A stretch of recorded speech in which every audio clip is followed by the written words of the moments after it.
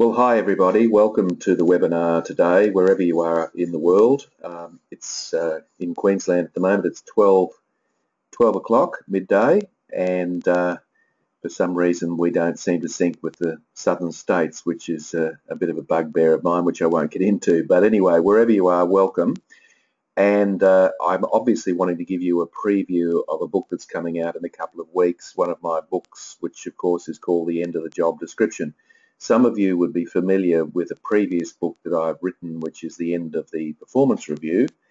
So it seems like I'm wanting to end everything, but I guess what I'm really interested in doing is really starting to look at some of the human resource or people development practices that we have in organisations, and how can we make them better?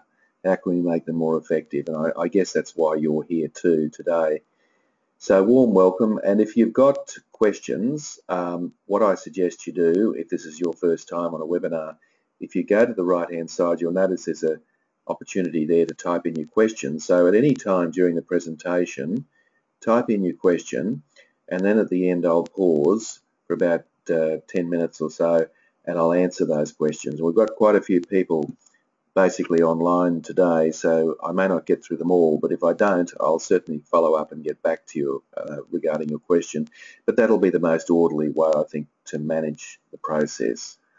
Okay, so let's get started. There's basically three things that I'd like you to get out of the presentation today, which I think will be of benefit. I really want to impress upon you the value and importance of the non-job roles that employees perform. We obviously know about the job roles that they perform, but what are these non-job roles?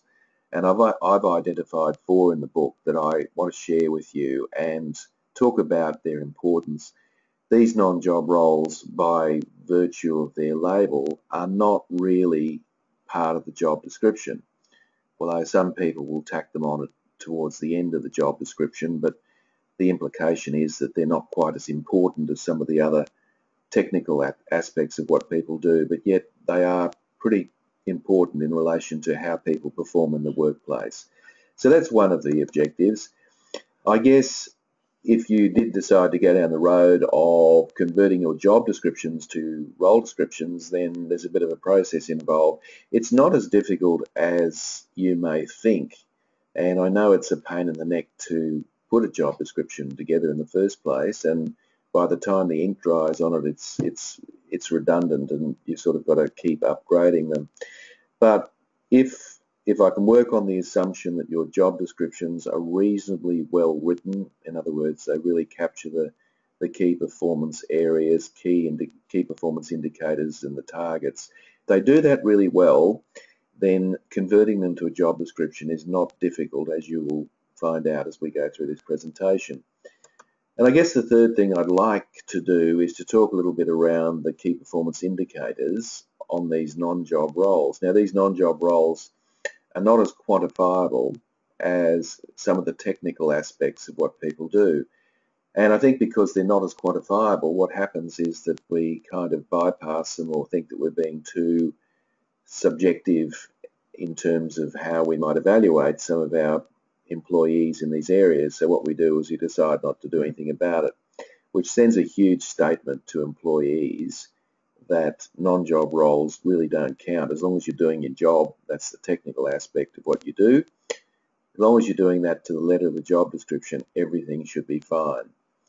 So those are the three things I'd like to get out of today's presentation with you. And as I say, if you've got questions, just put them in the question box over on the right-hand side.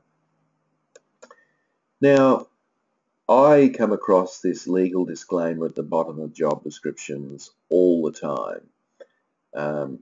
You are required to complete any other duty deemed relevant by your manager. So we've gone through this 1 or 2 page work document, and then right at the end we have this legal disclaimer, which is kind of, it really invites Dilbert style jokes, doesn't it, about the job description. And in other words, what it's basically saying is that the document is not covering everything that's expected of what the employee is supposed to do at work. So we put this legal disclaimer there, because otherwise what happens is the employee says, well, hang on a minute, it's not on my job description, So I really am not required to do it. So that's why we do that. So I'm hoping that by moving from job descriptions to role descriptions, we may not need this legal disclaimer in the document, and the document is self-contained in its own right. So this diagram here I've taken straight out of the book, but basically just to give a bit of a background about where the job descriptions have come from and perhaps where they're going in the future. So this is, what I've done here is, you'll notice at the top I've got first generation job descriptions. Now the first generation job descriptions were very much really listing, almost in bullet point form, all the tasks and duties, that is, the technical tasks and duties that an employee was expected to do in their job. And so that was pretty much it. So it was really just listing tasks, so that the employee at least had a document that said, these are the tasks that you're expected to do in this job. And then around the middle of the last century, we started to get interested in competency. So what happened is we started to get the idea that it's not just the tasks that people are supposed to do. People are supposed to bring their own capabilities to the role or the job. So the second generation job description is very much around the idea of not only having the tasks that we mentioned before, but now listing down the competencies around those tasks, so that the document becomes a far more integrated or holistic document. So obviously from a recruitment perspective, it's much easier to recruit and select people on the basis of a second generation job description if it has job competencies in there. So I would suggest to you that most organisations haven't actually moved on from second generation. There are some organisations that don't even have first generation job descriptions. There are some organisations, of course, that have first generation job descriptions, but very few that I've come across at least have what I call third generation job descriptions. Now, third generation job descriptions talk about the tasks that people are expected to do, which of course is first generation, the job competencies that are expected in order to complete those tasks effectively, and added on to that is the non-job roles that people are expected to play or perform in the workplace, and the competencies around those.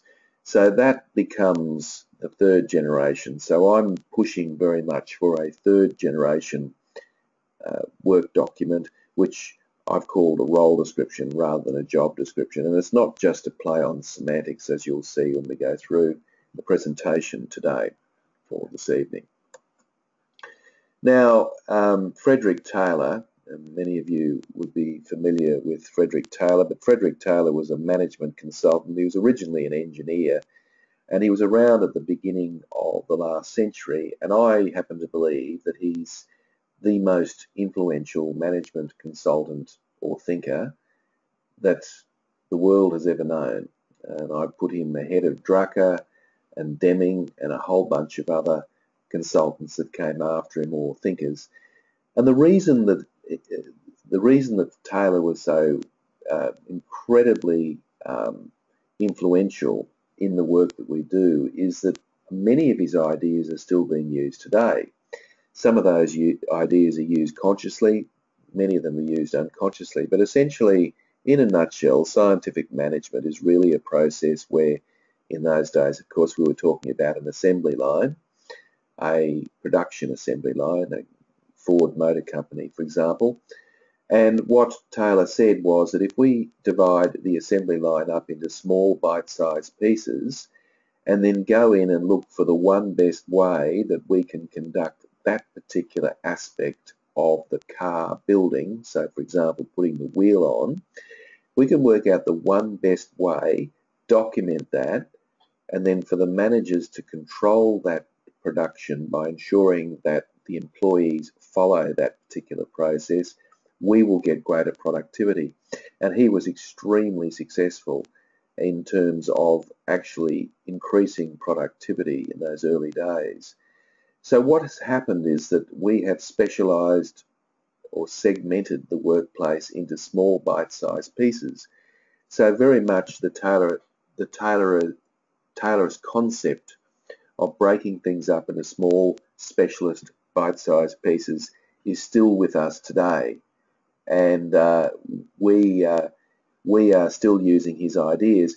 So that it's not unrealistic to say that job descriptions really came out of this specialisation of work regime that Taylor was responsible for.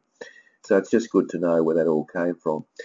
So what I want to do now is just show you, I guess, a framework as to where the role description fits into the overall framework of any organisation. I know we've got public sector and private sector organisations online today, but this shouldn't make any difference. Essentially, we should have a vision for the business or a strategic direction, which is usually a simple statement that encapsulates where we're actually heading to or heading towards. Then we have a mission, and the mission statement really, and a lot of people get these two confused, but a mission statement is really how we will arrive at the vision. So, what are the general processes that we're going to use in order to achieve the vision that we've set ourselves?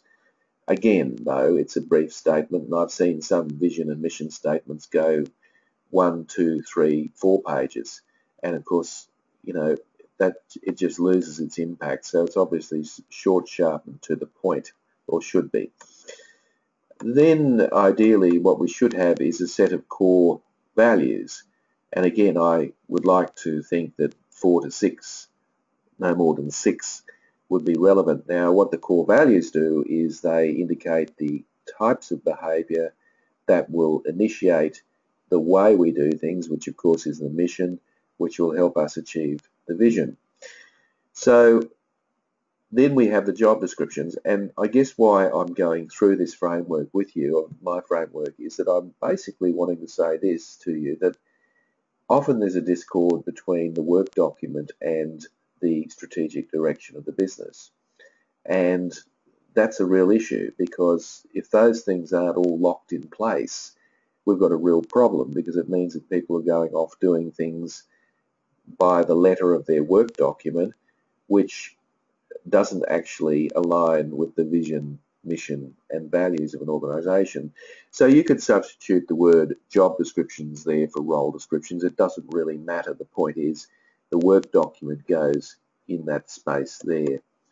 Now, when we break the role description down, which is no different in the terms of its structure, it's just different in terms of its focus. There are usually 6 to 8 key result areas that people are expected to adhere to in their particular job or role, and I'm simply adding some additional key result areas, which of course are the non-job roles that I mentioned earlier, and I'll share with you shortly. Once we've got that underway, we then have some key performance indicators, which are the ways that people's performance will be measured. A lot of people get confused between key performance indicators and targets. Let's be clear about it. Targets are either the qualitative or quantitative measurement for the achievement of a key performance indicator. So the key performance indicator is how something will be measured, and the target is what the actual measurement will be. So look, all of that should lock into place, and it all should be very clear and very much along those lines. But as I said to you, I think there's a huge discord between the top 3 layers and the bottom 4 layers, and even a discord in the bottom 4 layers as well. So we need to get all that right in order to be absolutely crystal clear about where we're heading in the organisation. So let's now move to these role descriptions that I've mentioned before, and have a look at what I mean by non-job roles. So I've made a bit of a provocative statement here, but I actually don't think it's that provocative. You may, some will think it is, but the roles that people play in organisations are more important than the jobs they do. Now, I'm not suggesting for a minute that the technical aspects of what people do are not important. Let's get that clear. They're vitally important. We want to recruit and select people who are technically competent. That hasn't changed. That won't change. That will always be the case. However, if we confine what we believe to be performance around the technical aspects of what people do in their job only, we're in strife, because there's a whole vast dimension of performance that goes well beyond the technical aspects of the job. As a very simple example, every one of you in this webinar could identify somebody in your workplace or someone you've worked with who is technically very, very good, in fact outstanding, but they're a pain in the backside to work with, or they're not team players, or they've got a terrible attitude, or they're not wanting to contribute to the organisation and its betterment. We all know people like that, and often they'll justify their existence, and sometimes managers justify their existence too by saying, well, look, he or she's really valuable, they've got great skills, and we just have to put up with the behaviour. Well, I'm suggesting that we don't need to put up with the behaviour, and we shouldn't put up with it. And one of the reasons that we feel obliged to put up with it is that there's nothing in the work document really being crystal clear about what people's expectations are in terms of their organisational role. So that's why I mentioned that I think roles people play in organisations are just as important as the jobs they do. And if you can elevate these non-job roles that I'm going to run through with you, if you can elevate them in terms of consciousness and awareness in your organisation, you will do a huge amount of good in terms of being able to move the organisation to the next level of performance. So let's have a look at what I mean by these non-job roles more specifically. So I'm going to build this diagram up, and basically the work that people do, in my view, is two-dimensional. So one dimension of the work people do, of course, is they have a job to complete, which, getting back to the segmentation of the production line, that is a small bite-sized piece or chunk of work that has to be completed. That's basically written in a work document. So these are the technical skills that people do, or that's what they're required to do. So they've got a whole bunch of technical skills. So look, that's never going to change, never should it change, and that information is normally captured in the job description. And there's no issue as far as I'm concerned with that. But I guess the issue that I have is that it's a narrow focus on performance, far too narrow. So what do I mean by that? The other dimension that I'd like to share with you is the non-job role dimension. Now, there have been a number of writers and academics and so forth over the past 10 years who have completely understood the importance of people performing non-job roles. The problem that they've had and the debates that they've had are around, well, what are the critical non-job roles that are applicable universally across all workplaces?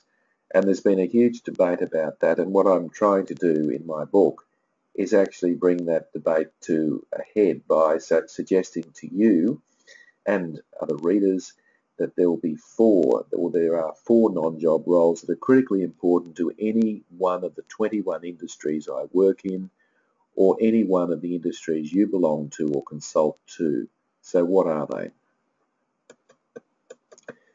Well, the first, and I mean, these aren't necessarily in any order, it's just as they come up, but I would strongly suggest to you that having a positive mental attitude and demonstrating enthusiasm is actually a role that we would want, ideally, all employees to perform.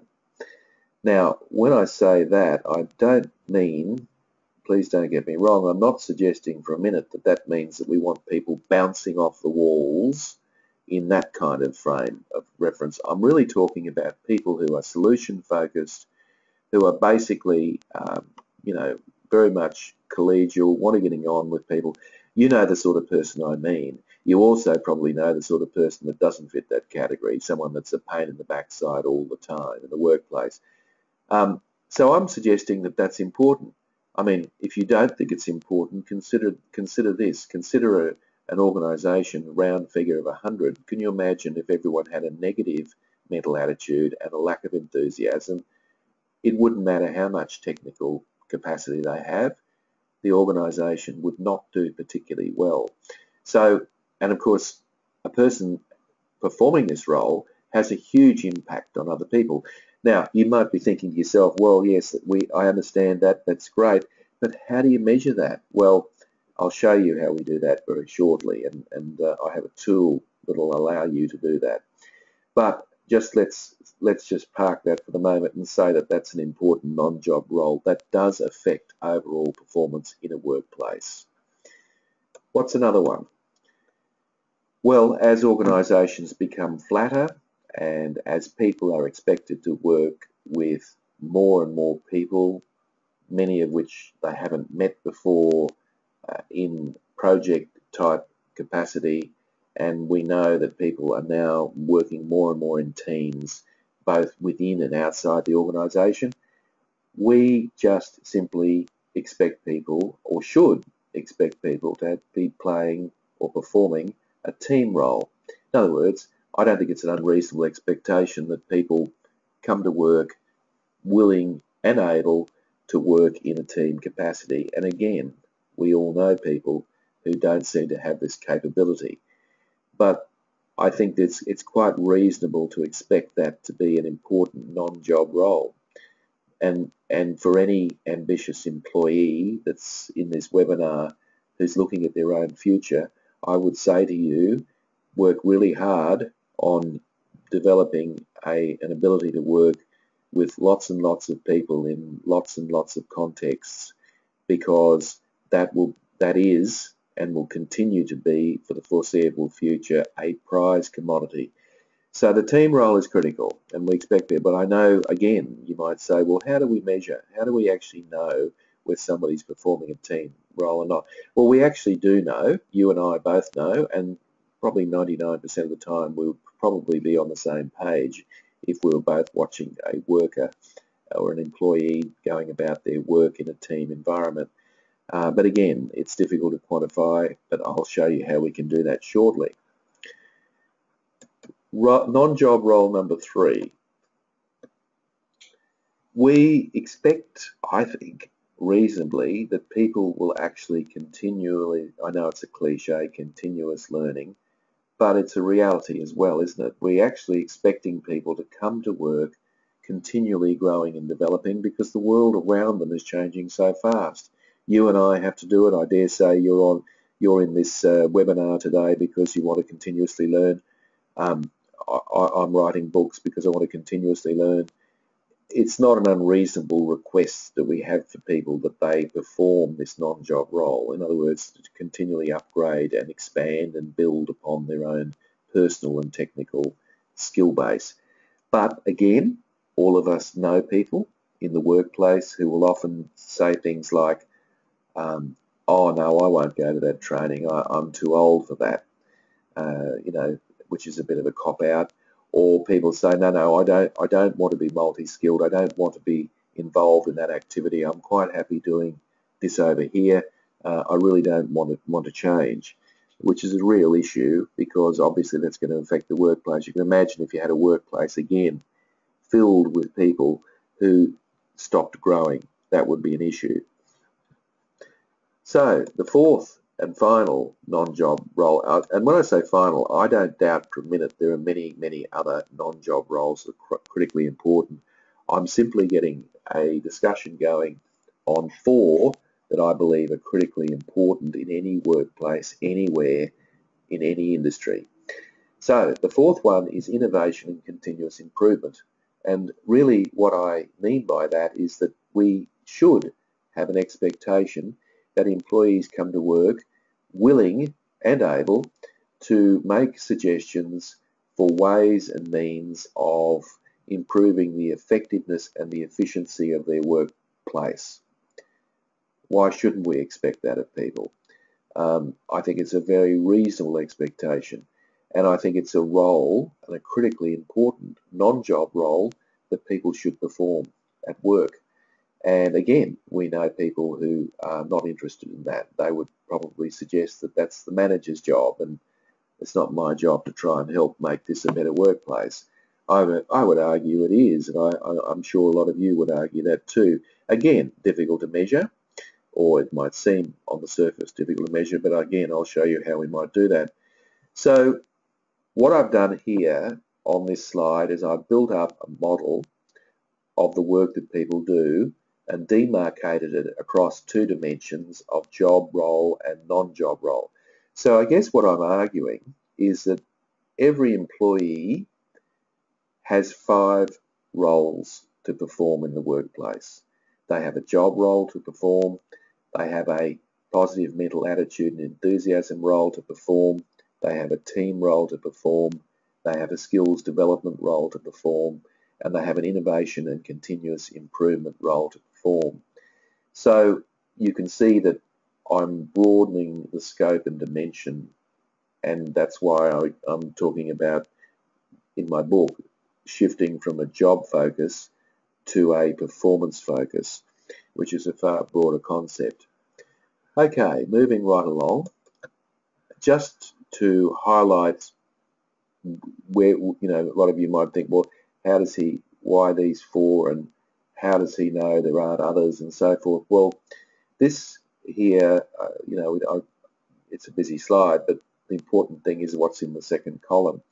9,000 managers were interviewed across several continents and 21 industries, and they were asked a very simple question.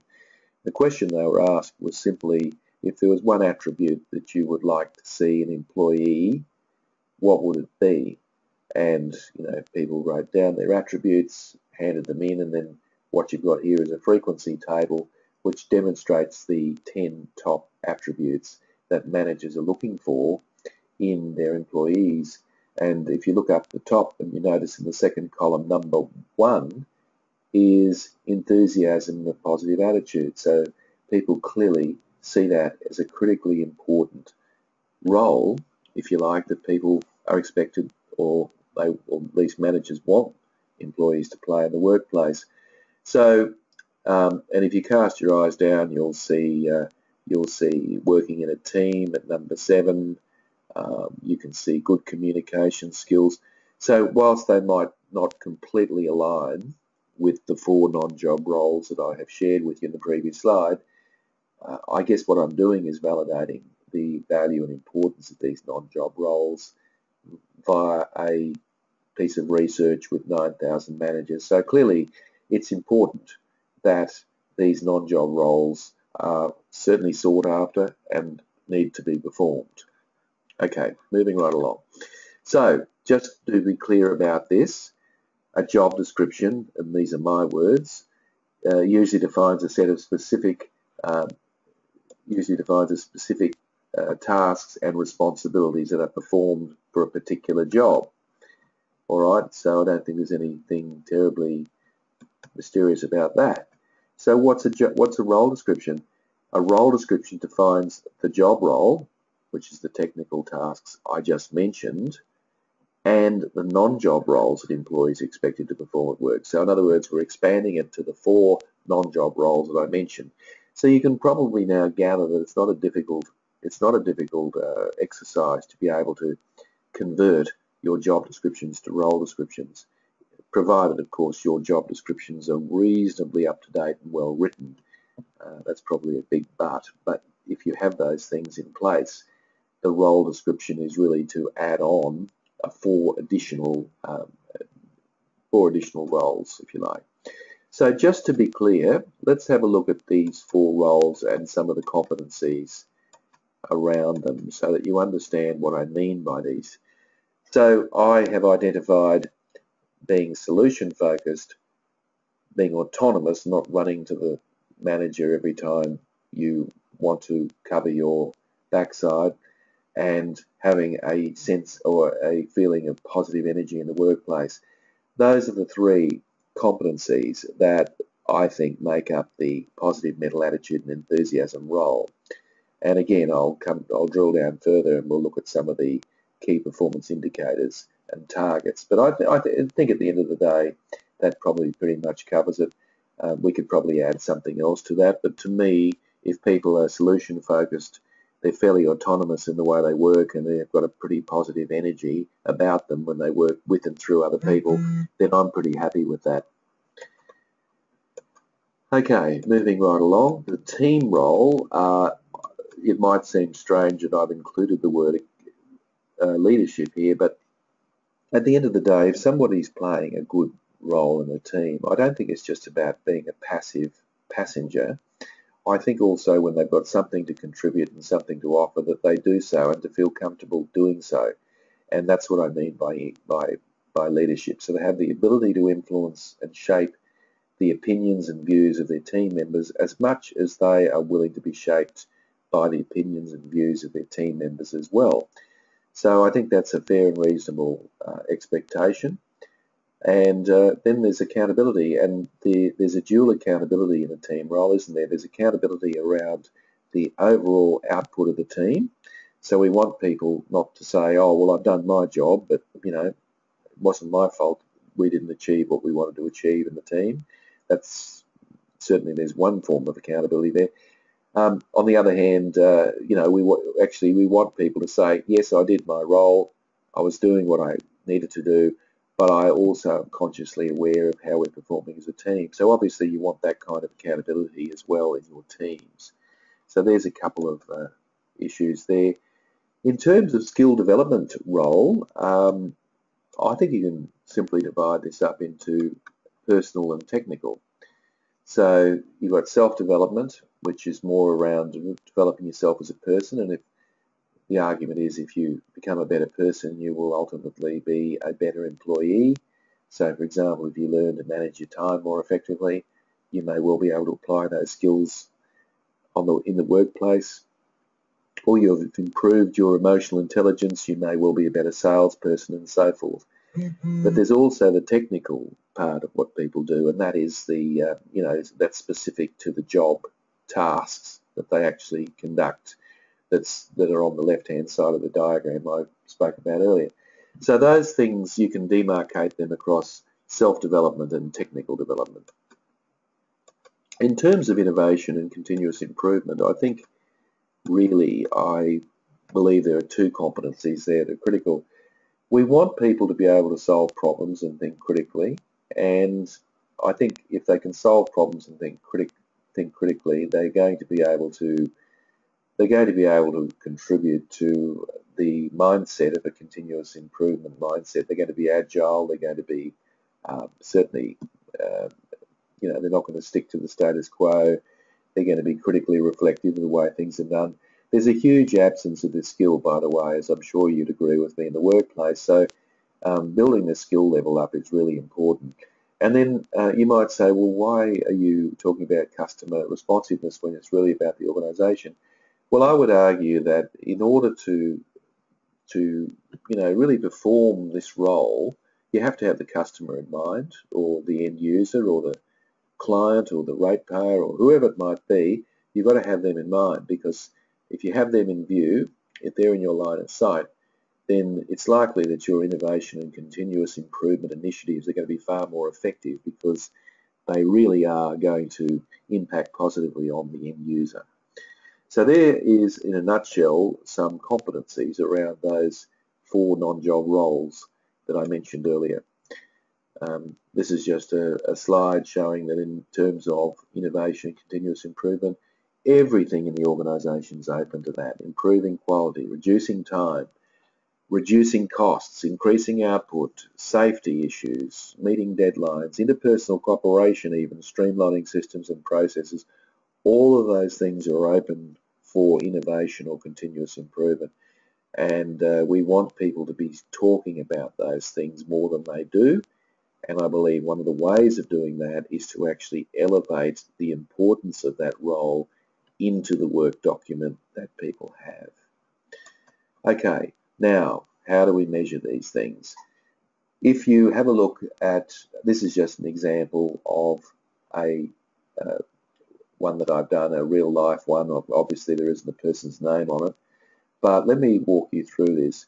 So what we do, what I do at least with my clients, is once they've got their non-job roles embedded in the work document to become a role description, once a year those organisations will actually measure whether people have executed those roles effectively. Now, how do we do that? Well, the best way, in my view, is to use the methodology that's been around for a long time, of course, is 360-degree feedback. And so the statements that we have here, so if you look at the first one, Q4, which is a negatively worded question, that's hence the N there. I have a difficult working relationship with some members of my immediate team. So we're actually wanting a disagree as the right answer. So, you know, in the green there we've got top management. Now in this case, if you cast your eyes to the right hand side, you'll notice there are two people who've given input into this, and both of those people have disagreed with the statement. They have disagreed. So I have difficult working relationship with some of my team members, they disagree.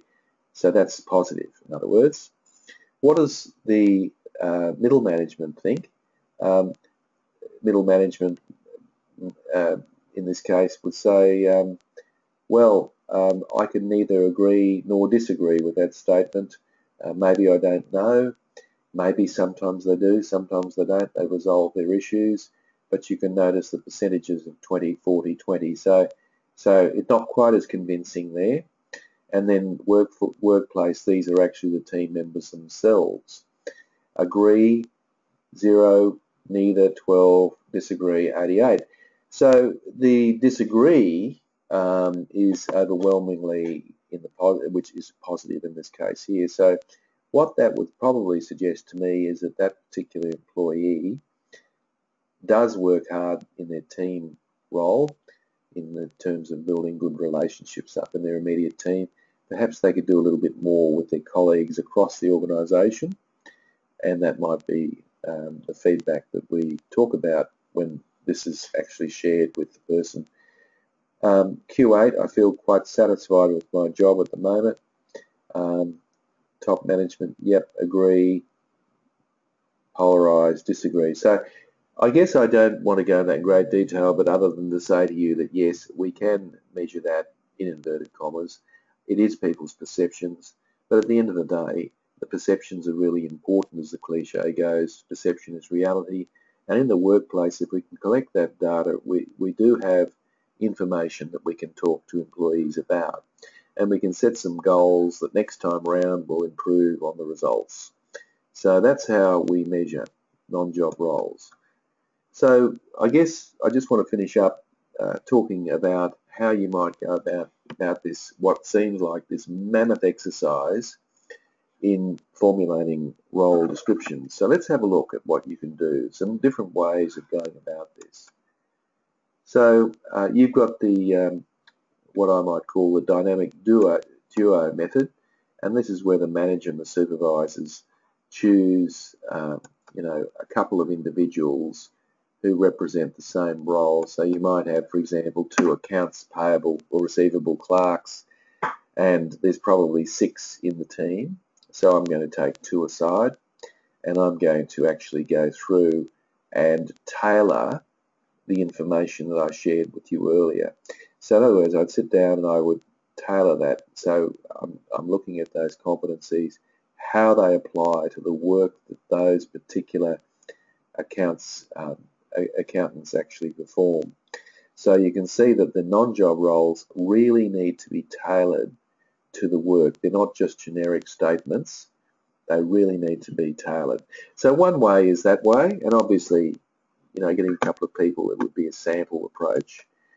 Another way that you might do this is get everybody together. So you get all 6 people in the room, or whatever.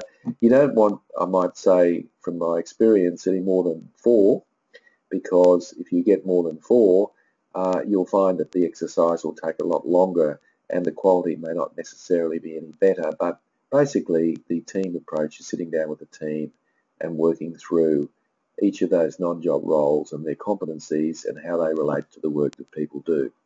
So the book goes into great detail about how you can go about doing that. We also have the supervisor incumbent method, and basically if there's one person in the role, so it's a unique role in an organisation, there's probably little choice. The manager or the supervisor would sit down with that individual and go through and the exercise of looking at those 4 non-job roles and fleshing those out relating to the role that people do. And I guess the psychology of this is we're trying to get people's input. We're trying to get people's acceptance or buy-in of the approach so that people can basically agree that those are the roles, the non-job roles that I'm expected to perform, and I'm quite happy to do that as part of my role. Now, with the single employee method, this is where maybe the manager themselves is unfamiliar with the work that the employee does. So we just get the employee to go through the exercise themselves and basically to work out, how those non-job roles relate to the work that they do. So that's an approach you can use. So I think the way to go is to have a number of different approaches happening in your organisation. You can find that if you do this strategically, you can knock this off very quickly. It shouldn't be, in other words, you should be able to get through this exercise right across an organisation, depending on its size and complexity. But I would imagine you could get through that in a month. I would expect people to get this exercise done. It shouldn't take that long. Okay, I just wanted to give a quick plug to many of you be aware of my 5 conversations framework, which really is a framework that I've instigated in terms of the elimination of the performance review.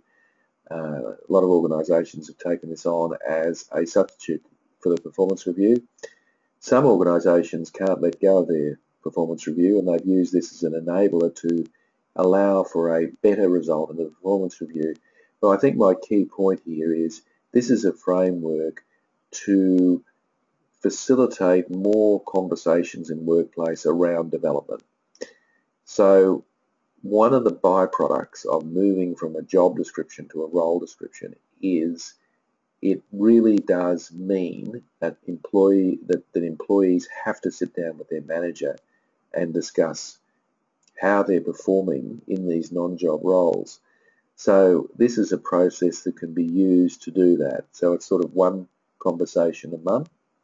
And if you'd like more information about this, please contact me. I'll go through that in more detail for you. But I just wanted to say that there are frameworks out there that are very useful, and we're finding this extremely effective across a number of organisations. Okay, that's pretty much it. I've come to the end, and we'll just have a look. And if you've got questions now, please, if you haven't already, type them in, because I'm more than happy to try to respond to as many questions as I can in the time frame that we've got. Okay, so let's have a look. So I guess just a quick plug here. My book will be out in a couple of weeks, and it's published in the UK, so it may well be available in the UK before it's available here in Australia, but depends on where you are in the world, I guess. But it's retailing at, or will retail at, $39.95, so there's a special offer today that if you send me an email, and you can see my email address there, if you send me an email today, by, let's say, the close of midnight tonight, I would be more than happy to put you on a list, and you will receive my book with a 20% discount. That you add postage to that, so you get a 20% discount if you send me an email today, and I will sign the book for you and send it off as soon as the books have arrived. So just a bit of an offer there you might like to consider. Okay, so moving to questions. One question here is around the question says, in your measurement tool, how do you develop a benchmark around what is acceptable performance? Okay, that's a good question. I think acceptable performance is the product of a conversation between the manager and the particular employee. So in other words, if you move towards non-job roles, you've really got to do something in order to measure them, if you like, because if you don't, they're just going to be bullet points at the end of the work document and nothing will happen. So where the benchmark is, I think, is very much up to the manager. I mean, manager may well and should have their own expectations about what is expected of employees, and the employee, of course, has their own expectations. But the beauty of this system is that the manager and the employee can sit down in front of the report, which is anonymous, which is another question we've got here I'll come to, and they can go through that data. And so, for example, if 60% of people didn't think that somebody was a good listener, just for argument's sake, let's say that 60% thought that that individual was not a good listener. Now, that's probably unacceptable. Now, if that's the result that comes out initially, it's probably likely that the manager would be aware of that anyway, because remember, he or she would probably be inputting data anyway. But if it's 60%, what's to stop the manager and the employee, as I've seen in some organisations, saying to each other, all right, let's agree, let's see if we can reduce that to 20% by the end of next year. Are you willing to commit to that?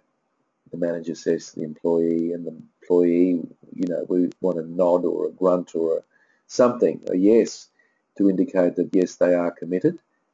So that's particularly important to get people's commitment. So there's the goal. So, next year we look at the results. Has it improved? Has it gone backwards? The beauty of this system is that we've got benchmarks in place that allow that. So whilst that particular benchmark might be for that person, but for somebody else, let's say 10% of people think they're not being a good listener, then the manager can challenge them again and say, well, look, let's see if we can make it 100. Let's see if we can make it 0 next year. What do you think? Do you think we can do that? Are you willing to commit to that? So each person can have their own benchmarks to work with. But of course, in the mind of the manager, they themselves will have their own idea of what's acceptable, which I think is fair and reasonable. Okay, so a question here. To me, the non-job part of the role descriptions aligns with the organisational culture and how things are done around here type of attitude. Would you agree with this? Yes, Gay, I would agree with that. I think that, in fact, by simply making the shift from a job description to a role description, you can impact a huge amount in terms of your organisation. So you are now actually creating explicitly some performance expectations that are cultural, which is great. One of the problems we've got so much dysfunctional behaviour in organisations, in my view, is because the work document we use doesn't cover non-job roles comprehensively enough. So in the minds of the employee, they're thinking, well, as long as I'm doing my job well, it does not really matter or count how I do, how I speak to people, or whether I'm involved in teams or whatever.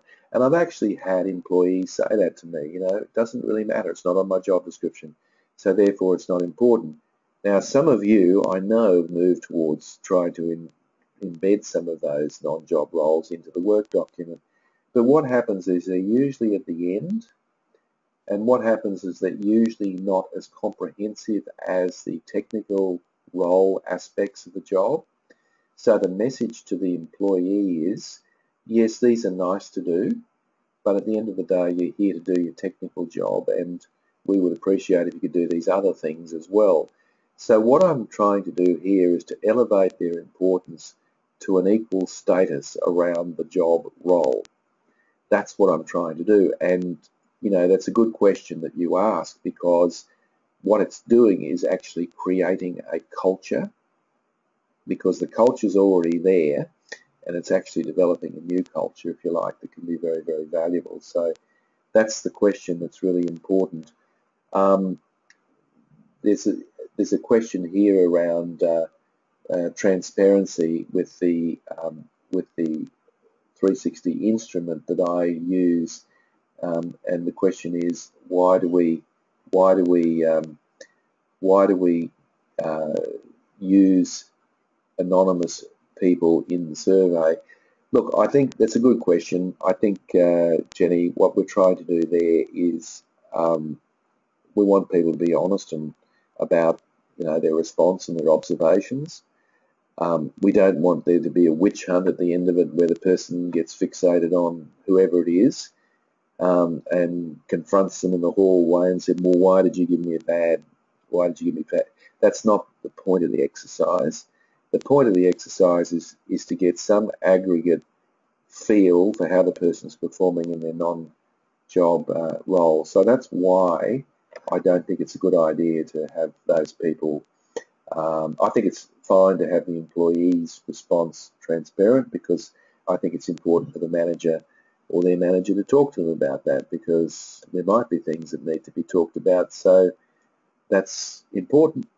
So that's why I keep it anonymous. Look, there's no perfect way of doing this, but look, at the end of the day, what you focus on is what you get. I know it's a cliche, but if you focus on non-job behaviour, appropriate non-job behaviour, you will get appropriate non-job behaviour. What I find really interesting is that when we have to sack people, what happens is that we tend to dive straight for the job description, and we try and justify their exiting from the organisation on the basis of them not being able to fulfil their technical requirements of their job. But the reality is quite different, isn't it? The reality is often that the person has been asked to leave because they're not performing in an area of their non-job role. And what we try and do is then justify that sacking by bringing it back to what's in this legal document, this work document that we call a job description, so that we can cover ourselves legally. So the great news about actually moving towards non-job roles is that you now have a much more legally defensible document around behaviours in the workplace that contribute to performance that aren't specifically related to the technical requirements of the work that people do. So that becomes very useful in that sense. So, you know, food for thought as far as people are concerned on that one. Okay, that seems like it's about it, unless there's any other questions that people have. Thank you, everyone. I've appreciated working with you.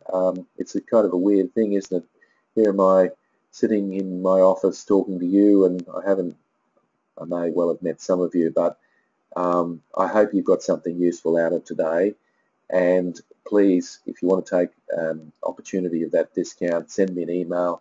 If you've got other questions, send me an email, and I will be sending you an email shortly anyway, sending you a copy of the presentation that you might like to keep or distribute through your organisation. So thank you, ladies and gentlemen. Look forward to hearing from you.